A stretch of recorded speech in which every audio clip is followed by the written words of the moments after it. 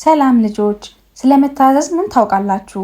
ልጆች እናንተ ትታዘዛላችሁ ወይስ አትታዘዙም? ለማን ትታዘዛላችሁ? ዛሬ መታዘዝ ምን ማለት እንደሆነ በመታዘዝ የሚገኝ በረከትና በመጽሐፍ ቅዱስ ታሪክ በታዛዥነታቸው ከሚታወቁ ልጆች ሁለቱን እነግራችኋለሁ። በጥሞና ተከታተሉኝ። ልጆችዬ፣ መታዘዝ ማለት አድርግ የተባለውን ማድረግና አታድርግ የተባለውን አለማድረግ ማለት ነው። ልጆች የታዘዝነው ትዕዛዝ ክፉ ስራ ካልሆነ በስተቀር ሰዎች ሲያዙን መታዘዝ አለብን። ለምሳሌ ቤተሰቦቻችንን የሚያዙን ትዕዛዝ መፈጸም፣ ሲልኩን መላክ አለብን። አስተማሪዎቻችን የቤት ስራ፣ የክፍል ስራ ሲሰጡን መስራት አለብን። ታላላቆቻችን ተው ሲሉን መስማት ይገባል። መምህራኖቻችን ዝም በሉ ሲሉን ዝም ማለት አለብን። መረበሽ የለብንም። ጓደኞቻችን ሰዎችን ተሳደቡ ወይም ከልጆች ጋር ተደባደቡ ቢሉን ማድረግ አይገባም። ጓደኞቻችን የራሳችን ያልሆነ ነገር ውሰዱ ቢሉን መታዘዝ የለብንም።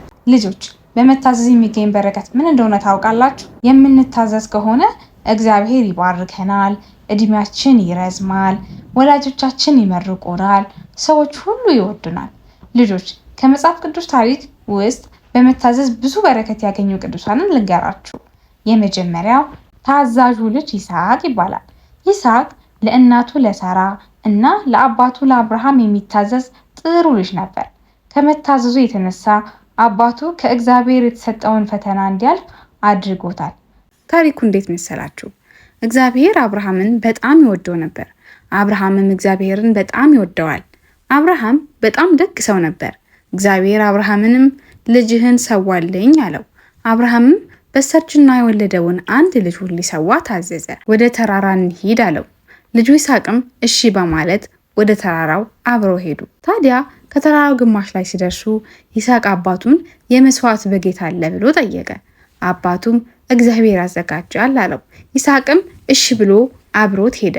ተራራው ጫፍ ላይ ሲደርሱ አባቱ ይስሐቅን ዛሬ መስዋዕት የምትሆነው አንተ ነህ አለው። ይስሐቅም እሺ አለ። ይስሐቅ በጣም ወጣትና ጠንካራ ነበር።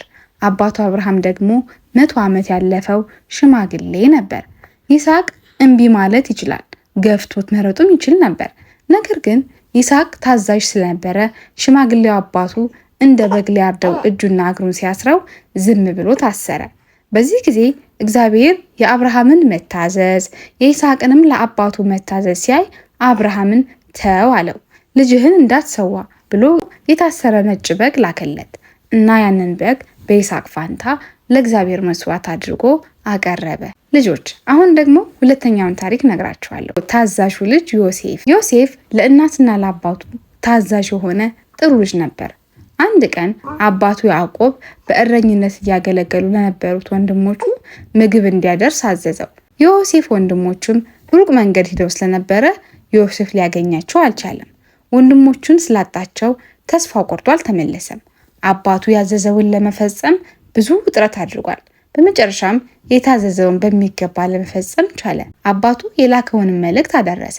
ልጆች የታዘዛችሁትን ትእዛዝ ለመፈጸም ምን ያህል ትተጋላችሁ?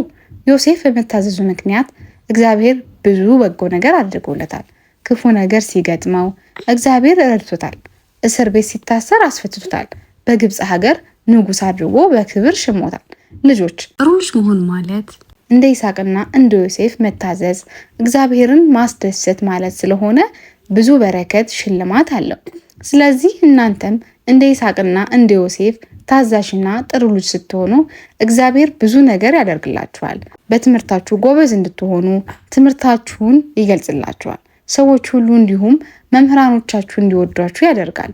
ሌላም ብዙ የምትፈልጉትን ነገር ያደርጋል። ልጆች የዛሬው ትምህርት ይህንን ይመስል ነበር።